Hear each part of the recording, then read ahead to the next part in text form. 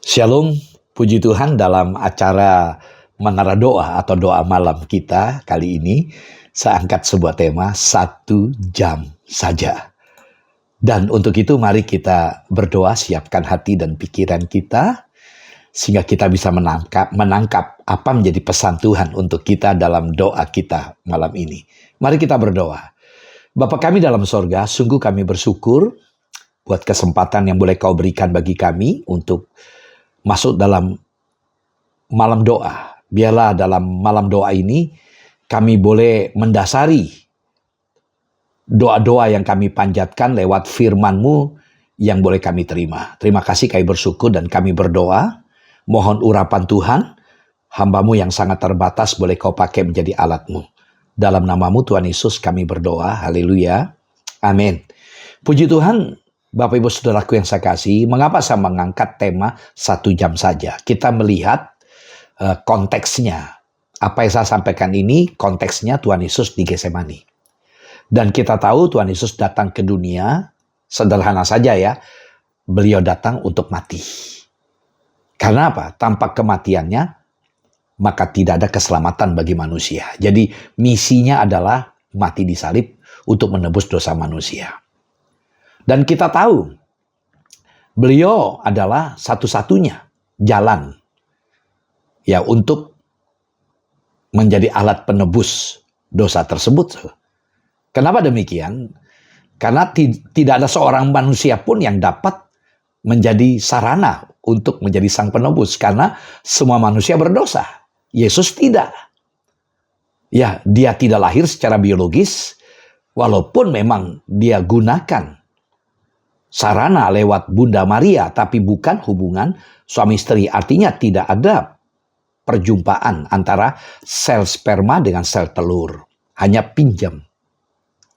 Ya, sesuai dengan nubuatan lewat Allah yang nyampaikan kepada Adam dan Hawa, di mana keturunan Adam dan Hawa, dan itu terwujud ribuan tahun kemudian, yaitu Yesus Kristus Mesias adalah keturunan Adam secara manusia, dan sebagai manusia beliau memenuhi persyaratan karena tidak berdosa.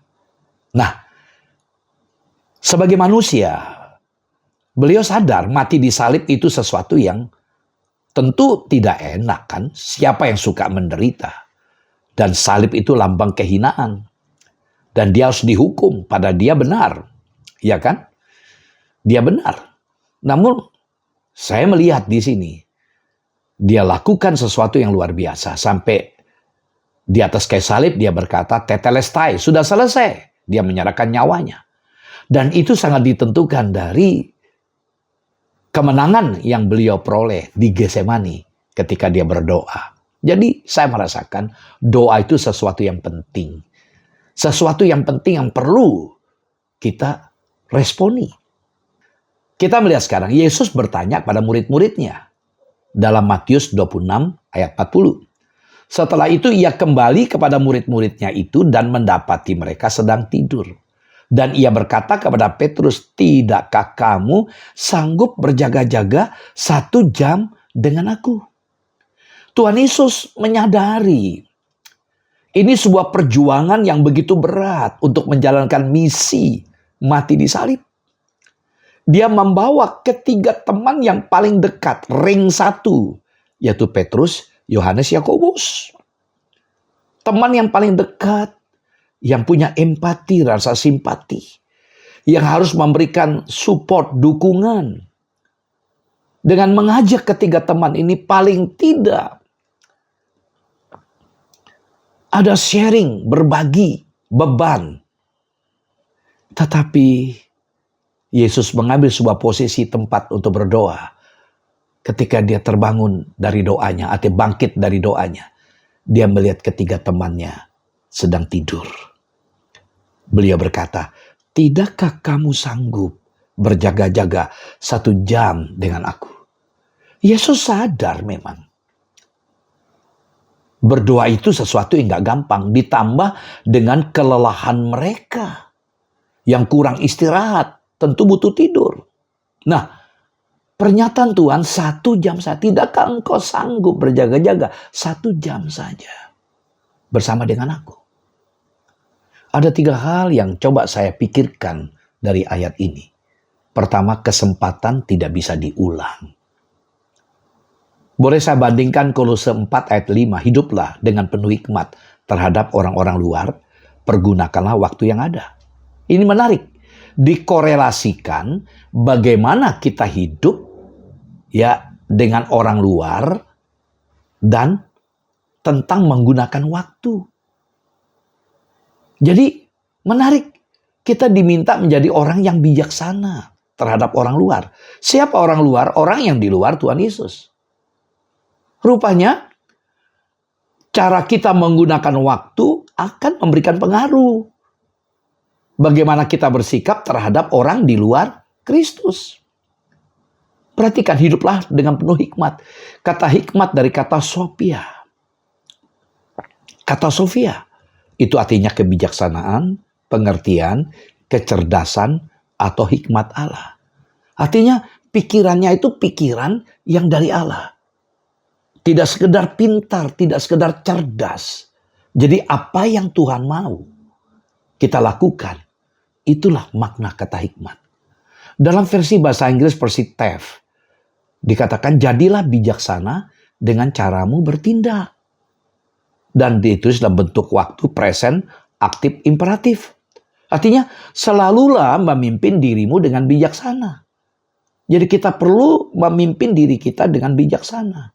Kata pergunakan di sini dari kata agorazo, ex agorazo menoi. Kata ex agorazo dari kata dasar menebus. Jadi kata waktu di sini menggunakan kata kairos, itu kesempatan. Dalam teks Yunani memang ada kata waktu aion, ada kata kronos, tapi di sini menggunakan kata kairos, kesempatan atau momentum. Saya bandingkan satu ayat lagi berkaitan dengan waktu. Efesus 5 ayat 16, dan pergunakanlah waktu yang ada, karena hari-hari ini adalah jahat. Nah, perhatikan kata pergunakan waktu yang ada. Di sini agak beda dengan Kolose 4 ayat 5 tadi. Di sini gunakan present middle participle. Ya, memang bentuk present tense. Kalau kini artis terus kita gunakan waktu itu. Kesempatan itu. Dan di sini kata waktu di sini sesuatu yang menarik karena diawali dengan kata pergunakanlah. Jadi kata agorazo tadi. Ya, ini istilah pemasaran. Membeli sesuatu seluruhnya. Artinya memborong pada waktu atau harga yang baik. Tidak sekedar kita membeli. Misal atau juga bisa berarti kalau ingin butuh ikan segar, jangan beli jam 10 siang. Jam 4 pagi kita tunggu di pasar ikan. Ikan segar masih hidup. Nah itu agorazo. Jadi orang yang berhikmat, yaitu orang yang mampu memanfaatkan waktu dengan baik. Jadi kita harus memanfaatkan setiap kesempatan rohani. Karena kita diperhadapkan dengan orang-orang di luar tadi. Rebut setiap kesempatan. Karena kesempatan tidak bisa diulang. Nah, tadi dikatakan, tidakkah engkau sanggup berjaga-jaga 1 jam saja dengan aku? Mereka sedang tidur. Dalam perjanjian baru, kata tidur kadang-kadang digunakan sebagai kiasan bagi mereka yang hidup serampangan dan tidak mempertimbangkan dengan benar lingkungan di mana mereka berada. Alih-alih tidur, umat Kristen dinasihati untuk bangun dan waspada. Jadi kalau kita sadar kesempatan tidak bisa diulang, kita harus bangun dan waspada.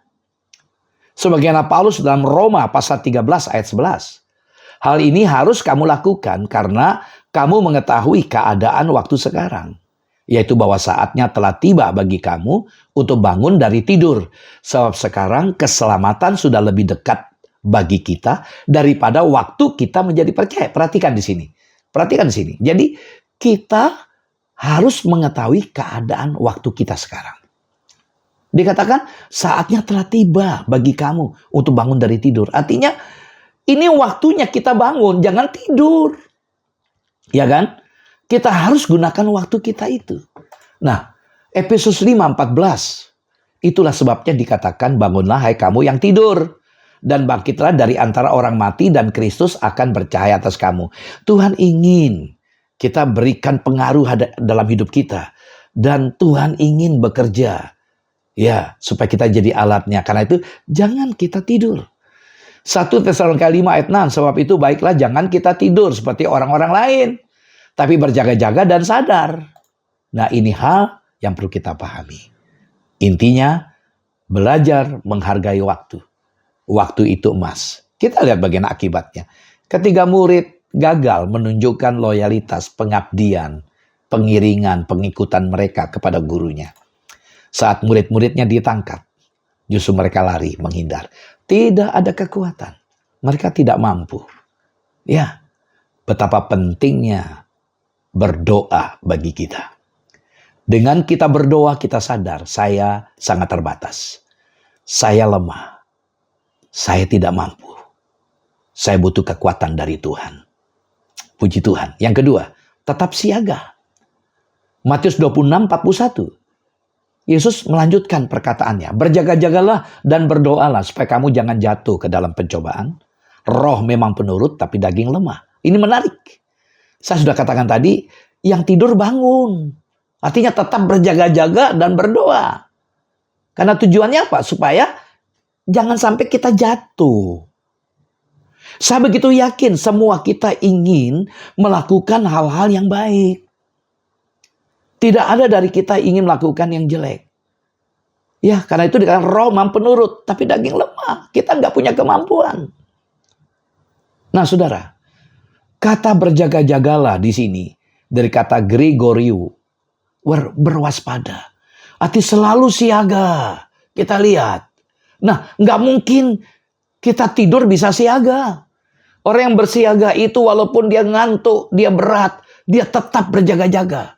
Dia tetap waspada karena ada serangan. Mari kita posisikan diri kita seperti itu, saudaraku. Karena setan selalu mencari peluang untuk menjatuhkan kita. Lalu kata berdoalah dari kata prosukomai. Ini semacam dialog face to face, muka dengan muka antara kita dengan Tuhan. Ini bisa memberikan implikasi ada percakapan yang akrab antara kita dengan Tuhan. Mari, ada kewaspadaan sehingga kita perlu berdoa. Berdoa, berdoa. Dan kunci keberhasilan kita adalah berdoa. Lalu kata roh tadi, pneuma. Ini mengacu pada entitas yang hidup dalam diri kita. Jiwa yang menjiwai kita dan memberi kita hidup. Jadi roh ini sumber pengertian, kehendak, emosi kita. Harus kita jaga itu. Dan izinkan Roh Kudus yang terus menguasai. Kata daging sak ini mengacu pada tubuh lahiriah kita yang lemah dan menjadi lelah. Tubuh ini rentan. Artinya mengabaikan doa berakibat lebih mengandalkan kekuatan dan kemampuan diri kita. Lihat ketika Yesus ditangkap. Setelah berdoa di Getsemani. Yesus dengan tenang aja. Ini poin ketiga kita lihat. Siap menghadapi tantangan. Matius 26:46. Bangunlah, marilah kita pergi. Dia yang menyerahkan aku sudah dekat. Setelah berdoa 3 kali. Tuhan Yesus katakan bangun. Artinya saatnya sudah tiba untuk apa? Untuk melakukan misi Allah. Untuk mentaati kehendak Bapa. Dan menyerah kepada kematian yang sudah menanti. Berarti juga dikatakan pengkhianatnya sudah dekat. Karena dia yang menyerahkan aku sudah dekat. Dan kebetulan setelah itu Yudas datang mencium Yesus. Tapi yang menarik, Yesus siap melakukan misinya. Dia tidak lari. Dia siap. Dia siap menghadapi kenyataan. Tidak ada ketakutan. Ada keberanian untuk taat, untuk melakukan apa yang Tuhan perintahkan kepada Yesus. Sungguh luar biasa. Ya. Tetapi menarik. Petrus sepertinya dia lupa diri. Memang terkesan dia ingin menjaga Yesus. Ketika Yesus ditangkap, telinga Imam Malkus, hamba Imam Malkus, dipotong oleh dia. Ya. Yesus katakan dengan lembut, ambil telinga itu ditempel kembali. Bahkan dikatakan, kenapa kalian sebanyak ini harus datang menangkap aku? Artinya Yesus tidak masalah. Kalau beliau mau lari, tapi dia ingin melakukan kehendak Bapa. Doa yang memungkinkan Yesus secara manusiawinya, dia mampu melakukan. Murid-murid itu perlu terjaga sepenuhnya. Berjaga-jaga dan berdoa sehingga mereka bisa menjadi peserta yang aktif dalam drama yang akan segera dipentaskan. Kita semua mengakui bahwa setiap orang memiliki kelemahan. Tidak ada yang hebat, tidak ada yang Superman. Terkadang kelemahan dipakai sebagai alasan untuk tidak mentaati kehendak Tuhan. Dalam hal ini, saudaraku, Tuhan Yesus memberikan teladan bahwa kondisi apapun tidak membuat dirinya terpulas, melainkan tetap terjaga, bergumul, dan berdoa untuk menemukan kehendak Bapanya dalam ketaatan, saudara. Doa dan penyerahan diri kepada Allah akan memberikan kekuatan dan kemampuan bagi manusia untuk taat di tengah-tengah situasi yang tidak mungkin untuk taat. Ketaatan akan lahir jika kita menyerahkan diri sepenuhnya kepada kehendak Allah. Tuhan Yesus memberkati kita. Mari kita berdoa. Bapa, terima kasih buat kisah nyata peraga yang ditampilkan oleh Engkau sendiri, Tuhan Yesus, bagi kami. Engkau mengajar pada kami dalam situasi apapun, dalam keadaan apapun masalah yang kami hadapi. Kami boleh belajar untuk membawa setiap masalah kami kepada Engkau yang menjadi sumber kekuatan bagi kami. Engkau melihat setiap kami, apapun masalah kami, apapun pergumulan pribadi kami. Kami tidak akan lepas dari kehendak-Mu. Kami akan tetap mengikuti apa yang Kau mau. Engkau perintahkan untuk kami lakukan. Mampukan kami untuk berjalan dalam kehendak-Mu. Karena itu Bapa, berikanlah pada kami gairah untuk beraudiensi, bercakap-cakap dengan Engkau yang adalah sumber kekuatan bagi kami. Berkati setiap kami, firman-Mu boleh mendorong setiap kami untuk berdoa. Dalam nama-Mu Tuhan Yesus kami berdoa, haleluya. Amin. Shalom, Tuhan Yesus memberkati.